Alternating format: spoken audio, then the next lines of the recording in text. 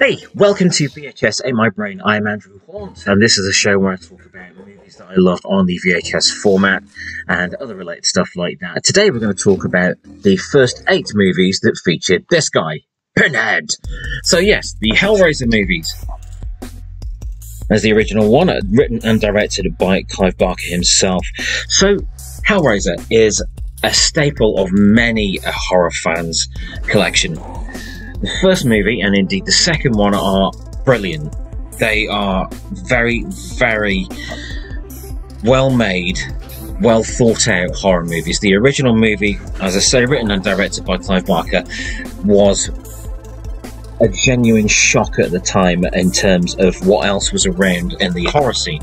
So, here was a new character of Pinhead that was introduced to the horror genre in an age where Freddy and Jason and Michael Myers were big. They were cool characters, but they didn't quite have the gravitas that Doug Bradley brought to the part of Pinhead. So, Hellraiser is based on the novella, The Hellbound Heart, that was also by Clive Barker, which is an incredible book. I do genuinely recommend you read it. It's quite different to what you would expect from Hellraiser. I mean, the Cenobites are described in a very different way. It's the same sort of premise, but it does have some very different elements in it, and it's a very good read for any fan of the film. When the movie was made, I don't think audiences were really expecting the themes of, like, sadomasochism and the pain as pleasure sort of thing that was put across in the original movie. The sight of the Cenobites was shocking at the time and is still compelling today. There's no doubt about that.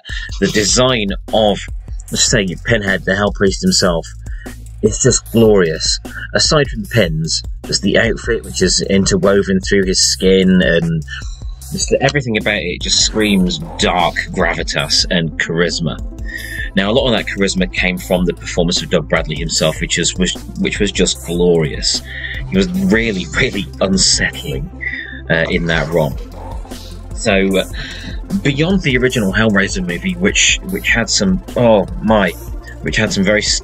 very unforgettable visuals in it. Who could forget the sight of, Frank's body coming back up out of the ground? That was just nuts. It still unsettles me, that, even though I know how it was all done.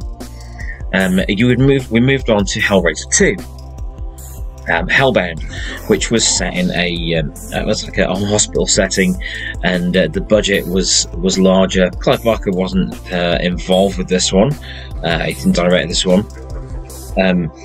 But it brought a lot more size and scope to the Hellraiser universe. The whole thing with Leviathan and the Hell Maze that's briefly glimpsed in the last scenes of the movie. It's a stunning work. Now, this was followed by Hellraiser 3, Hell on Earth, which it's watchable. It's watchable. That starred Terry Farrell of Deep Space Nine, Star Trek Deep Space Nine. She was Jadzia Dax in that, as a reporter that becomes involved with a young woman who she's looking after this young woman who has been involved with a guy that knows about the Cenobites and has a lament configuration at his disposal. Of course, the Cenobites, hell breaks loose, but this Hell on Earth, the third Hellraiser movie, it has a more of a feel of the Freddy and Jason movies, just in that Pinhead has become less of a charismatic figure and more of a one-liner machine. That said, I do like Hellraiser 3. I do think it has a lot of merit, but the Cenobites weren't very good. I mean, there's one that fires CDs out of its face. But by this time, the horror genre had changed, and it just seemed a little less compelling as the first 2 movies, which are just wonderful horror movies. The fourth movie in the series. I'm only going to talk about the first 8, by the way. I haven't seen Revelations or Judgment, the 2 newer ones that don't star Doug Bradley as Pinhead, because I'm not quite sure I can bring myself to view things that don't have Doug Bradley in them as Pinhead. He's just iconic in that role. Yeah, the fourth movie, Bloodlines did something different, and I have a lot of love for Bloodline. I know it's kind of derided in some quarters, but it does have its fans, and I'm one of those fans.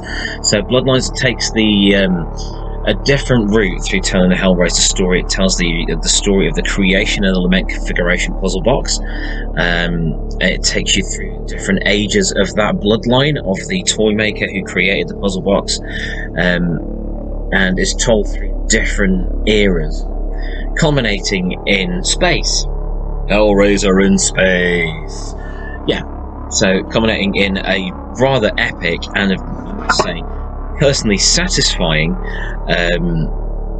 battle amongst the stars. If anyone was going to do, if there was going to be a Hellraiser battle in space, I love how this is handled. I don't want to spoil it too much if you've not seen Bloodlines, but I do recommend it because the ending, how it is brought to a close, is genius. So that concludes the 4 films that came to cinemas.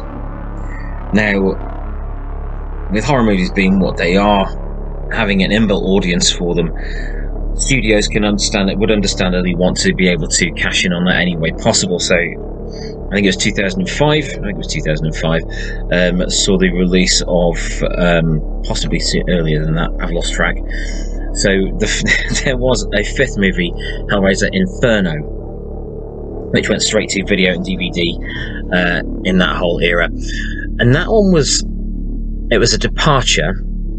And I know Clive Barker hates it and actively tells people not to watch Inferno, from what I understand. But it is, I find, a very good psychological horror movie. It has a far lower budget. The Pennant and the Cenobites are in it for about, I don't know, 2 minutes. But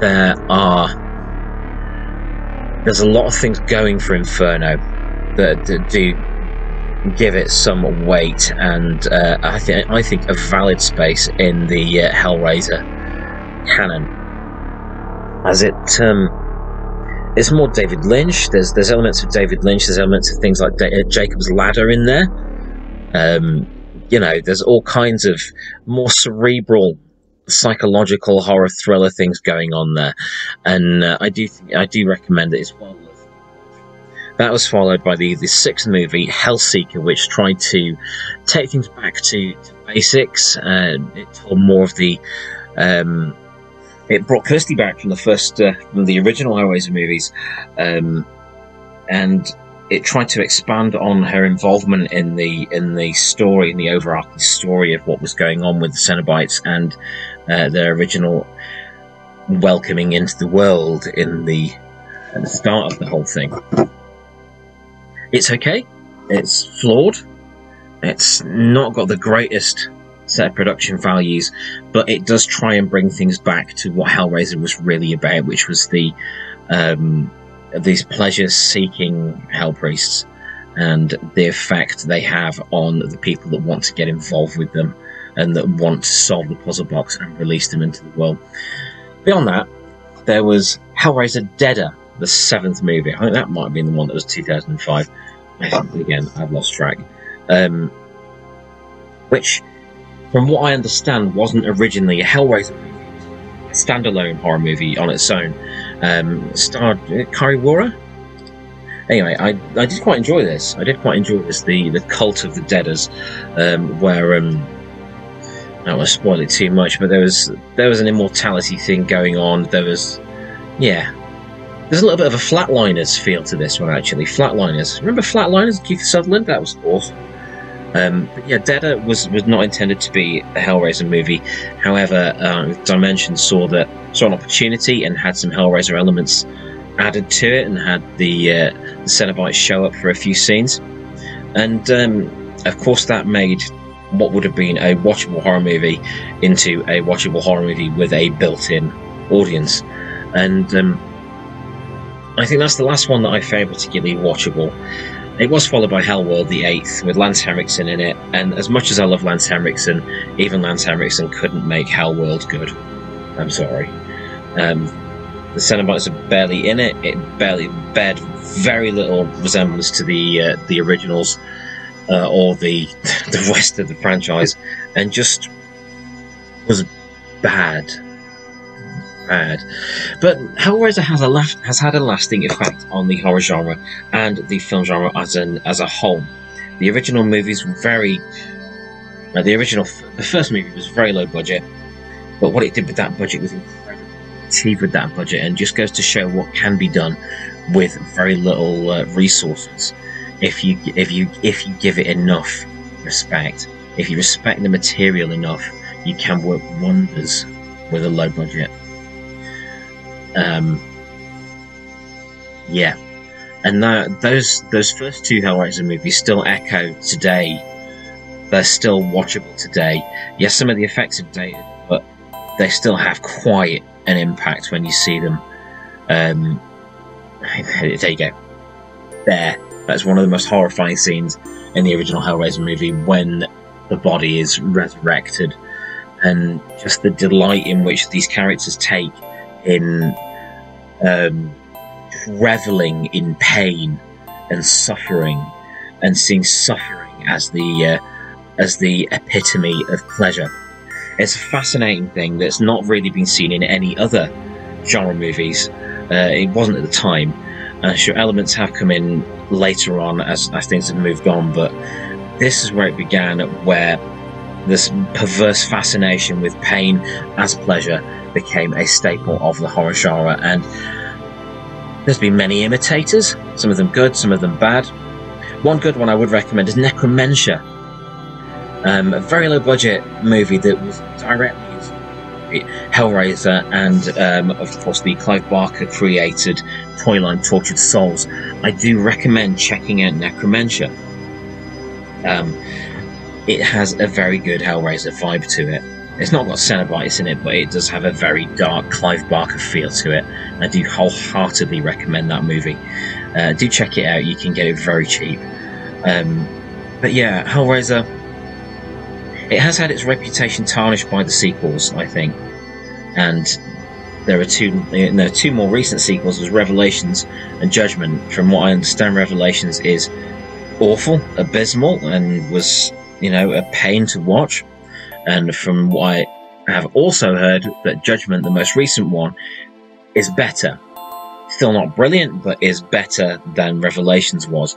So I may skip Revelations and give Judgment a try, because I don't want to slag something off unless I've actually seen it, and I want to be able to have that the experience of seeing it and judging it on its own merits. I know it doesn't have Doug Bradley in it, but I know it's a bit more respectful to the Hellraiser mythos.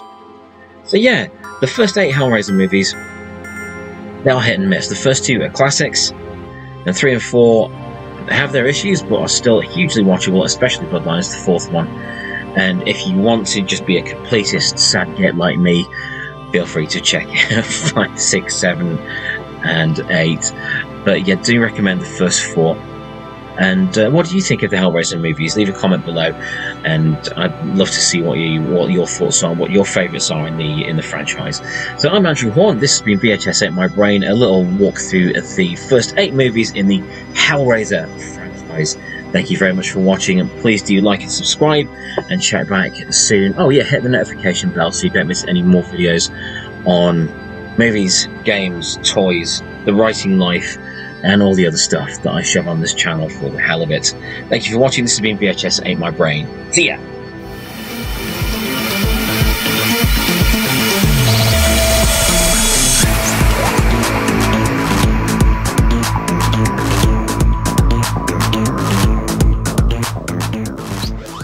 Thank you for watching.